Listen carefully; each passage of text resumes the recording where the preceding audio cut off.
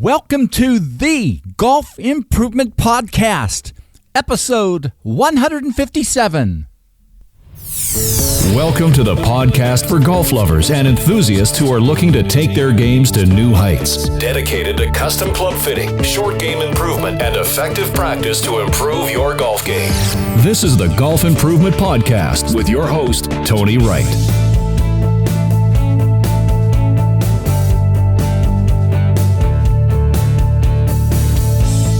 Hello, this is Tony Wright from Game Improvement Golf in Oak Ridge, Tennessee with the Golf Improvement Podcast, dedicated to sharing useful information on professional custom club fitting, short game improvement, and effective practice techniques. I create exceptional golf clubs. You shoot lower scores. Now let's see, if I push this button and I turn this knob and then I talk into this, maybe this will work. Let's see. It's good to be back after a great August birthday month. But we're going to dive right into it today. A friend who I suggested should read Stephen Yellin's new book, Simplicity, sent me this note on Sunday after he shot 69, which is a very good round for him. So here's what he said. So it was an interesting day, probably the best ball striking round in some time, with solid putting and chipping, working on the fluid motion factor and integrating it into my pre-shot routine. And I made a lot of progress there. The key is recognizing when I'm off and knowing how to correct it. Well, I think that's a great setup for what I believe is going to be one of the most valuable podcast interviews I've ever done. Now, I've done interviews with Stephen Yellin before, but this one, and Stephen is the creator of the Fluid Motion Factor program, is about his new book, which I think is the Golf Improvement Book of 2020. That new book is titled Simplicity. So enjoy this interview with Stephen Yellin. www.gameimprovementgolf.com.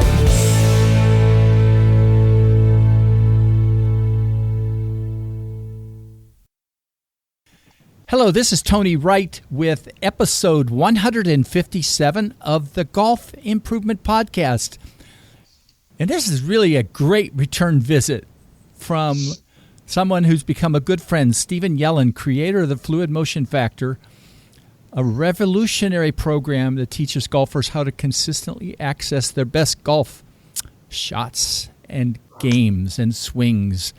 But he has a top 100 book that just came out in golf psychology and golf on Amazon. You know it's top 100. And the title of it is Simplicity. You know, and I got to say this up front, Stephen. I didn't expect what you did here. I honestly and truly, haven't taken your course. Yep. You've taken a neat leap to help people. Yep. I hope they get it because it's amazing what you've shared with them. So, yeah. Thank you, Tony. Thank you. Yeah. Well, you're in Iowa, right? I am. Yeah. Tell us a little bit what's going on there. I mean, are you staying real busy with business type things? Obviously, getting the book out the door was a lot. Just sort of a little update.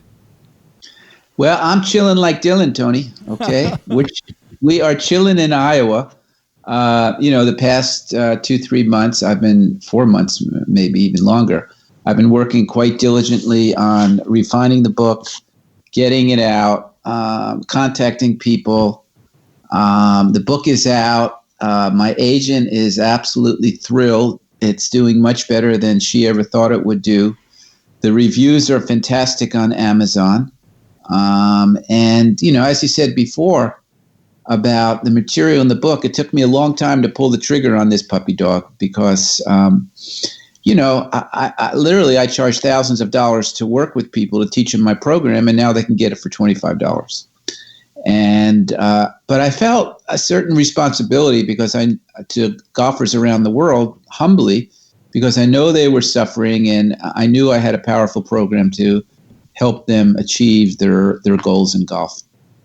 Yeah. How long ago was it that you decided that you were going to kind of take this leap that we've kind of talked about in terms of writing this? I mean, I knew you were working on a book, but I didn't know it was this. Yeah. Okay.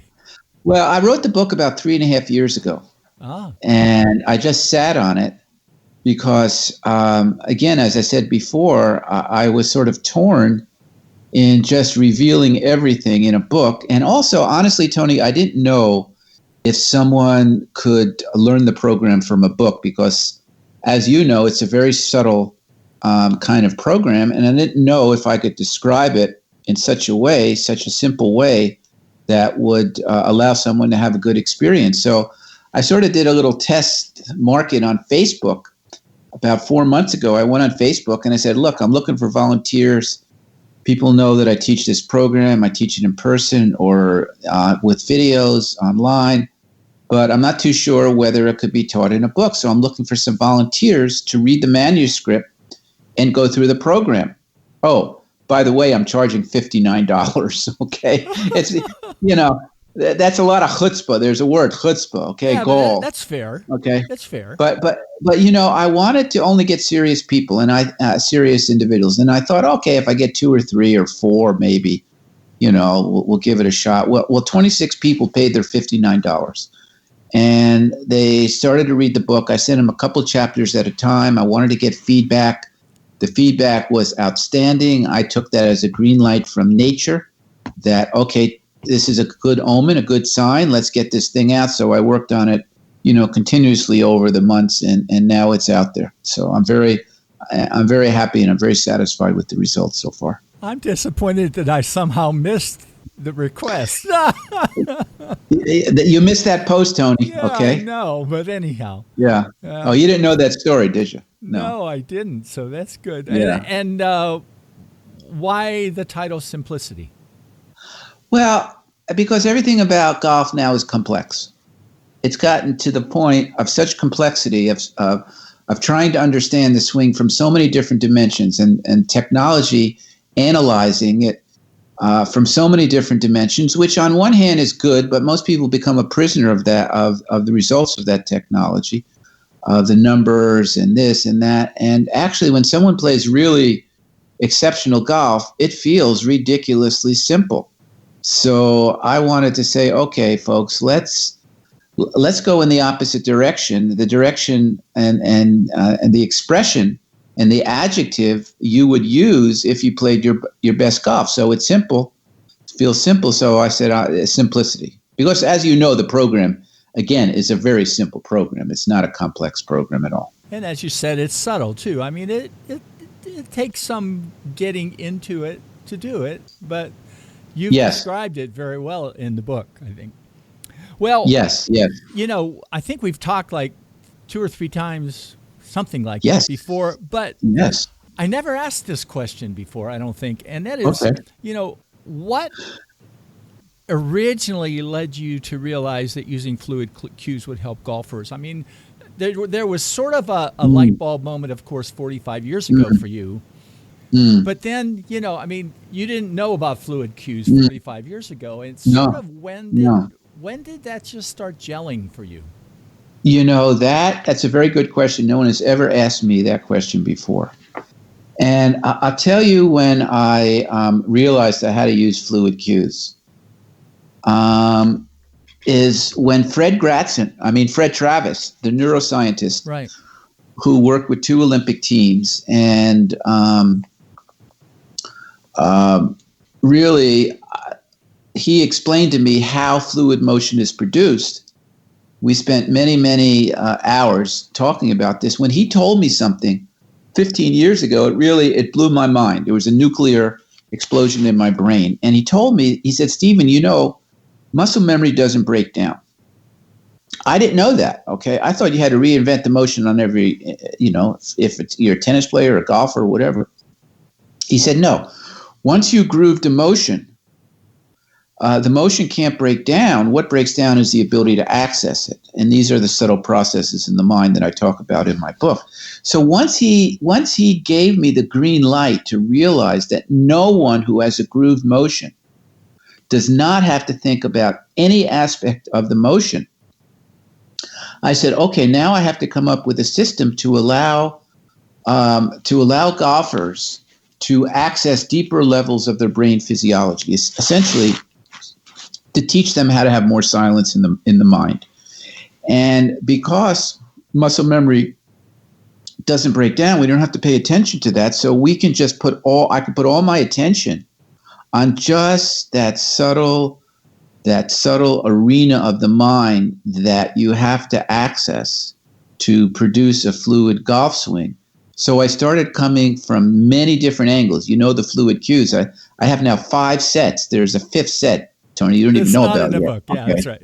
It's not in the book, okay? There's a 5th set, and all roads lead to Rome. They're all doing one thing from different directions, and that's allowing the mind to settle down and experience deeper levels of its own nature so it can generate intentions from a quieter level, so it has access to the deeper levels of intelligence of the physiology.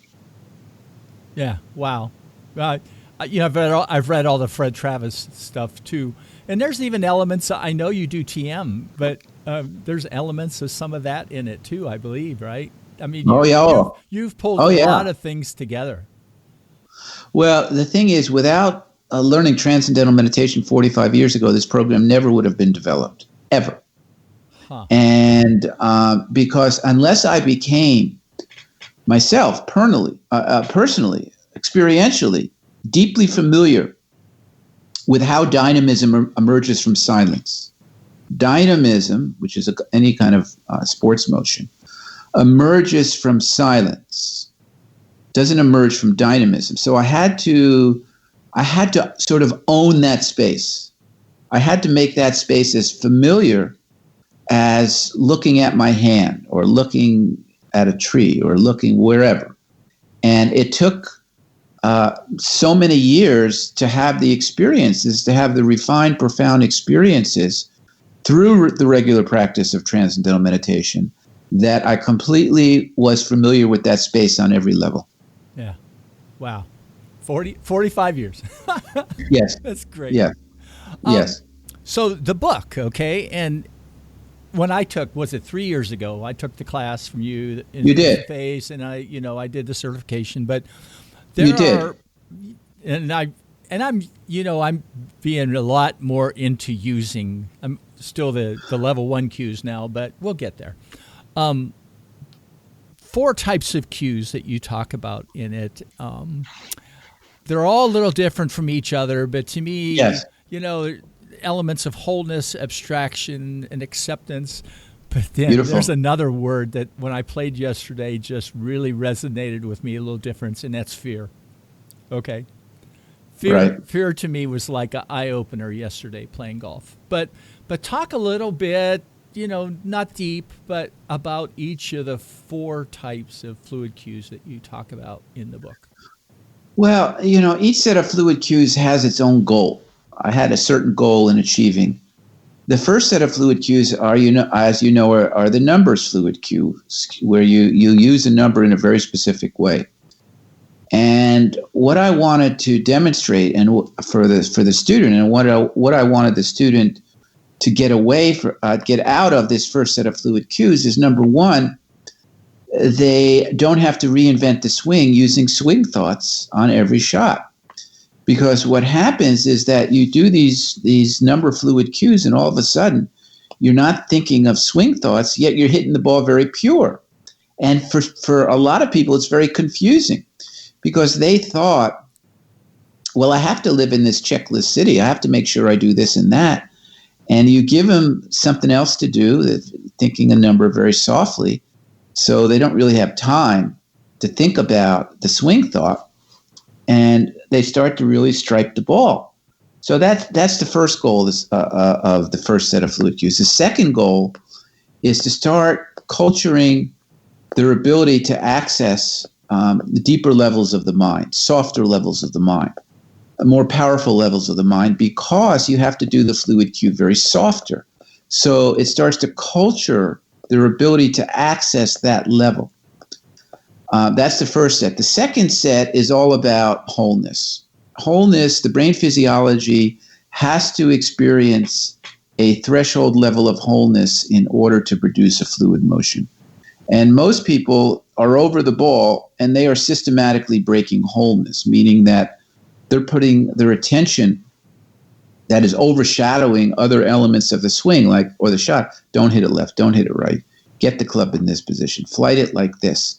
So that's pulsating. It's pulsating like the lights outside of the Bellagio Hotel.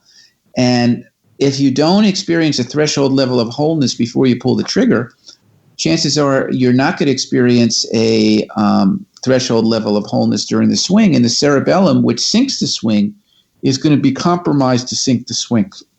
So the second set really is establishing wholeness is the most important thing you can do in a golf swing.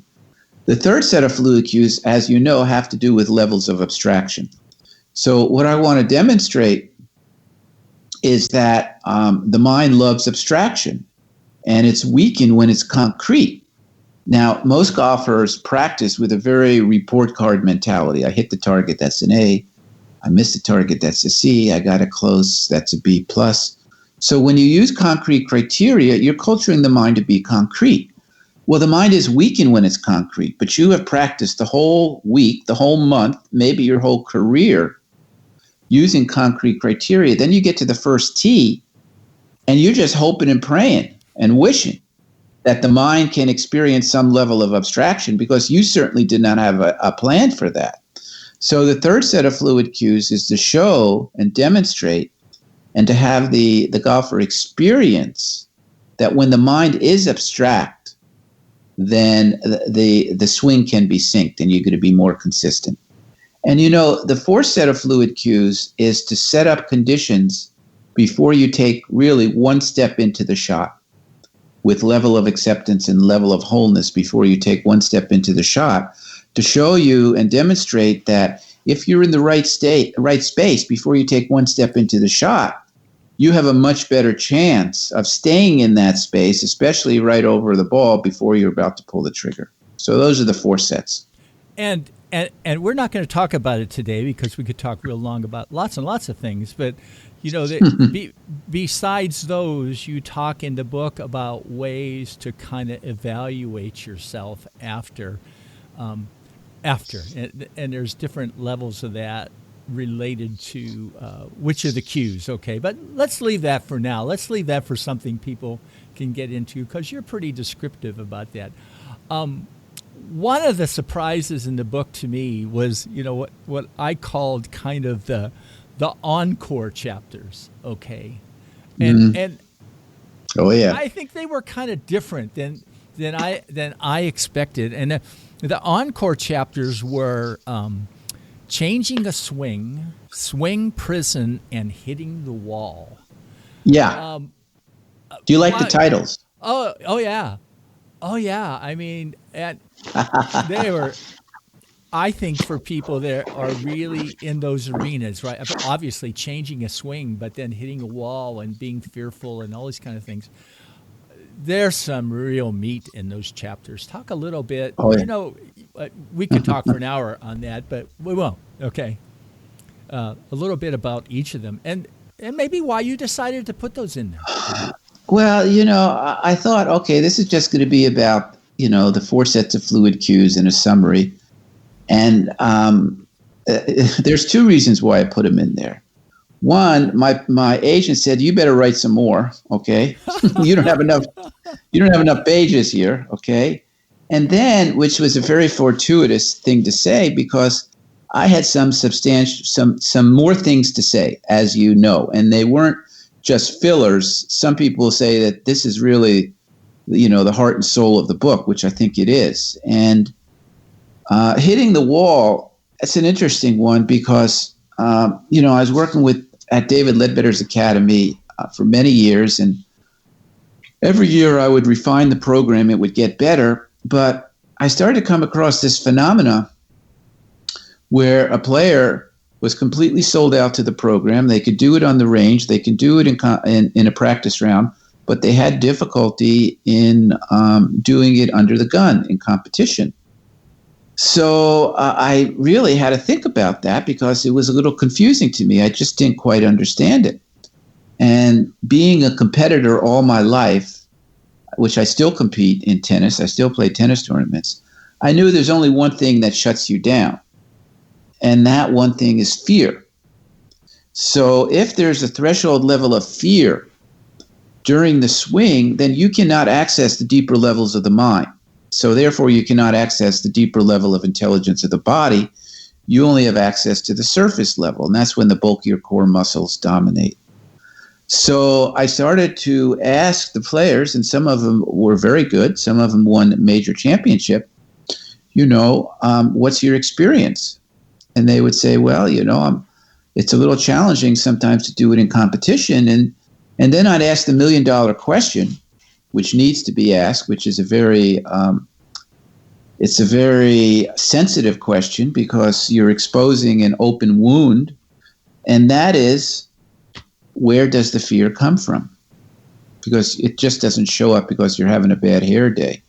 And then I came up with 5 reasons why people have fear. And see if your audience can relate. Fear of failure, fear of success, not comfortable in your own skin, not worthy, and not playing for yourself. And that, I think, will cover most of the reasons why people have fear. And unless they overcome that, even if you're on the PGA or LPGA tour, you won't reach your potential in the game. That's really great, and we're going to come back to that one again because there's that one question that one of your new students asked me, and we're going to come back to that. But the other one, the changing the swing part, I thought was so. And I've met 3 or 4 people since then doing different kinds of things, and every time I've done that with them, I say, as you're doing this, just kind of mentally be soft.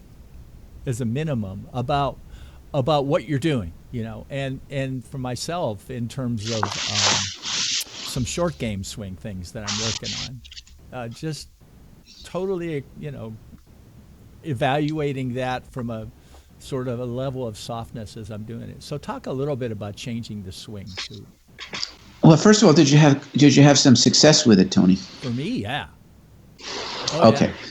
So when someone wants to change their swing, they're more or less asking their body to get into a position it's not used to getting into. And it's like a potter who wants to mold clay. What's the first thing a potter does? Well, he moistens it. He makes it malleable. So when he puts it on the wheel, the clay is so flexible, he can move it anywhere he wants. So now let's go to a human being. So you are asking your body to do something it's not used to doing. You don't start with the body because the body doesn't have any intelligence. You start with the brain, the mind, because that's where the intelligence flows from the mind to the body. So you have to set up a situation in the mind so the mind becomes more powerful. It becomes more malleable. It becomes more quiet. It becomes more abstract and silent. Then, and only then, when the mind gives an intention to the body, because the mind is so strong at that point, will the body willingly accept that intention and that direction and start to do what the mind wants it to do. So I don't start with the body. I have a very specific way to work on a swing, and let the readers buy the book and they will find out for themselves. We're only giving away so much information today, right? But it's all there. Yeah. And so what you do is you can't use concrete criteria.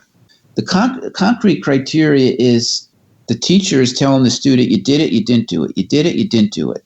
So essentially the student either did it or didn't do it. Now, when you use concrete criteria, you're not associating the processes in the mind that actually allow you to make the swing change. So even when you do it correctly, there's no link to the source. So the deposit in the basal ganglia is a very weak deposit. Basal ganglia is where muscle memory is stored. And that's why. That's why no problem. That's why number one, it's difficult to make swing changes, and number two, it's difficult to take it to the course because they're not associating the actual change, the success of the change, with the processes in the mind that allowed them to actually make the change. It's a fantastic description in the book. Well, as you and I both know, boy, I got this little cough here, but let me get it out, and then it's done. There's a guy who, because he read the book, has now contacted you, and we won't mention his name. And he's excited about working with you directly. But so is he? Yeah. Oh, good. My goodness, he is delighted. So he asked this question, and we've talked a little bit about this, but let's do it anyhow. So if we have a significant swing flaw, like he did at chipping, will our cerebellum not default back to what is natural or the old bad way when we're making a change? And at some point, we have to have solid fundamentals. Our cerebellum can't default to the proper movement if we've never learned it. So in some ways, I think you've kind of talked around that a little bit, but... All right, so let me address it. Yeah. He's afraid that when he goes out in the course, he won't use what he's learned, right? I think. So a few things about that. One, that you have to learn correct mechanics, and you should learn it from a qualified PGA or LPGA player, right? Yeah. I think the person we're talking about is a fairly good player, correct? Oh, yeah. And he's saying, again, what is his concern again? Well, he's been a poor chipper for a long time, and he's learning some great new mechanics, but he's afraid of defaulting, right? No, this has nothing to do with his mechanics. Yeah. Zero. Okay? Okay. He needs to get some religion on this, because if he's a good player, he's a good chipper. And what's happening is that he's not accessing the fluid motion factor when he chips. And that's why he's a poor, he's not as good a chipper as a ball striker. So what's happening is the DNA goal is on the surface. The DNA goal is the embedded goal in a sport. You never have to think about it. You never have to remind a basketball player that it would be a good idea if they made the shot, or a tennis player who's serving to get the ball in the service box. So you have a chip. And, good players, they pick a spot, they realize how much it's going to roll out, and they try to get it to the hole. The problem occurs is when all of that information is on the surface, they want to get the ball close to the hole. This man wants to get the ball close to the hole. Yeah. So what's happening is you're taking the DNA goal, that which is embedded in the sport, and you're making it the surface goal. And as soon as you take the DNA goal and make it your surface goal, you're asking for trouble. Now, what happens is that he's got fear with a wedge in his hand. He's got fear. So it doesn't matter what technique or this and that, that's a Band-Aid. That ain't going to stop the bleeding. It may stop it for a little bit, but it's going to boil over somewhere else. So you have to go to the source. And the source is, Mr. Good Golfer, there is some fear there. And you're not accessing deeper levels of silence. So we may have to give him more powerful fluid cues, because I know he's going through the videos on the certification program, and I told him, I said, after you go through those videos, you call me, because I'm going to give you more information. So we have to see if the fluid cues, which I think will solve 90% of the problem, actually allow him to soften the mind. Because right now, his hands are like a death grip on the club.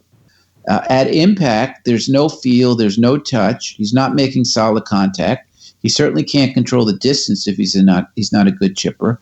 This has nothing to do with technique. Unless it's absolutely really, really poor, but I doubt that, okay? He's been around the block a few times. It's not his first rodeo, so we have to solve the problem on that level of the problem. Now, his concern is, can I take that to the course? Well, here's the thing. If someone is a good chipper around the green in a practice green, and is not a good chipper on the course, it has nothing to do with the chipping, okay? It has nothing to do with that. It has to do with they shut themselves down because there's a certain level of fear on the course, and it doesn't have anything to do with technique. So you can't hold on to technique and think that this is a lifeboat that's going to take you to China. It ain't going to happen, baby. Yeah. He's going to be indebted to you for putting this in here. That's great. Well, I also wanted to ask you, you have many successes, but it's been fun to watch you talk about Scott McCarron and, the success he's had, which has been pretty amazing. And he's talked about it openly that you've helped him so much. Maybe a little bit, and I know you maybe can't share everything, but, how that relationship happened and just some things that are kind of fun to share about it. Well, it's funny you should mention Scott McCarron. He texted me this morning, and because I wished him good luck. He's playing the first round now at a Champions Tour event, and as we're talking, I'm scrolling to see where he is in the round. And he told me the fluid cue he's going to use today that he's been using for a while. And I said, great, go for it. And all right, he's even par after 4, T24, but it's early in the game. So Scott learned the program about 5 years ago, and what was the most significant breakthrough in his understanding was that the mind needs to be abstract. Abstraction was what allowed him to turn the corner. And your average PGA and Champions Tour player's mind is anything but abstract because they're always working on something very concrete. Now, Scott won 3 times on the PGA Tour. That is a very solid career. And but he's won 11 times so far on the Champions Tour. Well, that's beyond solid, okay? Yeah. That's superstardom, all right? And it's not like all of a sudden he turned 50 and all of a sudden he's a different player. No. What he was able to do when he went through the program, he was able to access all the talent that he had his whole life. Had he gone through the program 25 years ago, he would have won 15 times on tour. And perhaps competed or won a major championship. So this is the tragic case of most of these players is that they don't realize how much money they have in the bank. They think they have to reinvent the wheel. They think they have to live in checklist city. They don't understand that muscle memory doesn't break down. They don't understand the brain physiology has to experience a threshold level of wholeness before they pull the trigger. So they spin their wheels and they only really reach 40 or 50% max of their potential on the career. Well, He sent another one or no? I know. I just got a text from a former teaching pro from St. Louis, who's a very good player. And he said, I shot 65 this morning, can't recall an actual swing thought. That's what he just texted me. Wow. 65. He's 72 years old, Tony. Okay. Ooh. No. He's not 72. He's 60. He's 67. Okay, and shot a 65. So he shot his age by 2. Well, he broke his age. Yeah, right. By 2 strokes. Yeah. Well, that gives somebody who's 71 like me cause for thought, right? Yeah. Yeah, it gives you hope. That's right. Well, what final things do you want to share today? We said this has been a quick 30 minutes, but it's really full of great info, Stephen. Thanks for that. It's my pleasure, and I'd love to come back with you. We have a lot to talk about.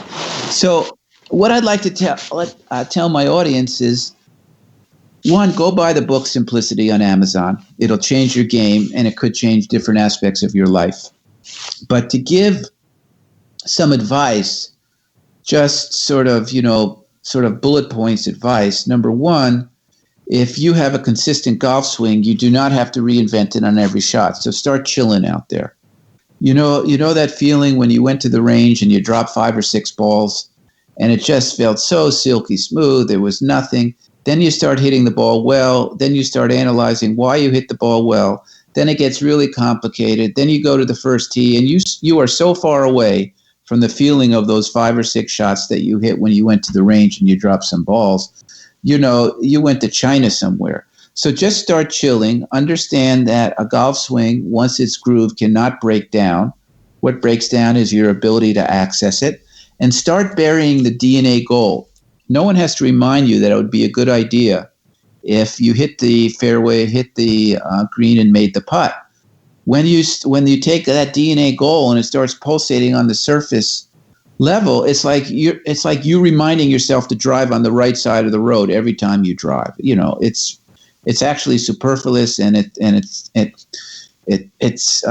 kind of ridiculous that you have to remind yourself to make the putt. Don't remind yourself to make the putt. The worst goal you can have is to remind yourself to do something that is so embedded in the sport that no one has to remind you ever. So those would be my 2 pieces of advice. Well, that's great. I know it's the most important golf book this year. If somebody comes out with something more important, they're going to floor me, Stephen. It is a fabulous piece of work that I'm just delighted that you did. I'm going to put links in the show notes to the book, to your website. But people who do Facebook, they should follow you on Facebook because it's like you give the little snippets all the time. And not everybody on Facebook agrees with you, do they? I mean, you get some. I mean, that's kind of a funny thing, right? And it's probably deeper than you want to say. I mean, there's some people who say, "How can it be this?" But that's okay. You know the truth. Well, you know what? It would be boring if everyone agreed on everything. Okay. Yeah. Well, thanks very much. Again, I think you know, I took a little hiatus in August. This is my first one back since then. But what a trip to get to talk with you today. I appreciate it. Tony, I had a great time, and, let's do it again. We will.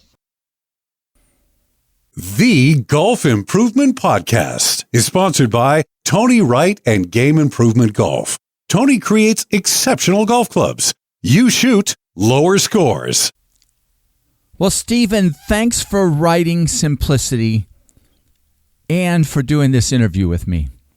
It's a book that every golfer will get something out of in terms of elements that can help improve their game and also have more fun on the golf course. And some of you will take their golf to a new level of performance. I put links in the show notes to where you can buy Simplicity.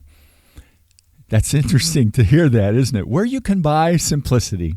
Well, it's Simplicity the book. And also to Stephen's Fluid Motion Factor website. And if you enjoy Facebook, follow Stephen on his Facebook page. He shares a lot of very fluid information there. My shout out today is a double shout out to 2 great and influential friends. First to Bob Sims, the coach of the St. John Fisher golf teams in Rochester, New York. And second to my putting guru friend, Juan Gutierrez, author of the best-selling book, Make More Putts. Both have had a big influence on creating some great putting improvement drills that I'm now having the Roane State Community College golf team do every week to help them in their continual goal to make more putts. Thanks, Bob and Juan. I'm very lucky to know smart people like the 2 of you. Well, that's it for today. And again, it's great to be back. A few new podcast possibilities are brewing, and you'll just have to wait for about 2 weeks to find out about the next one. In the meantime, take care and stay safe.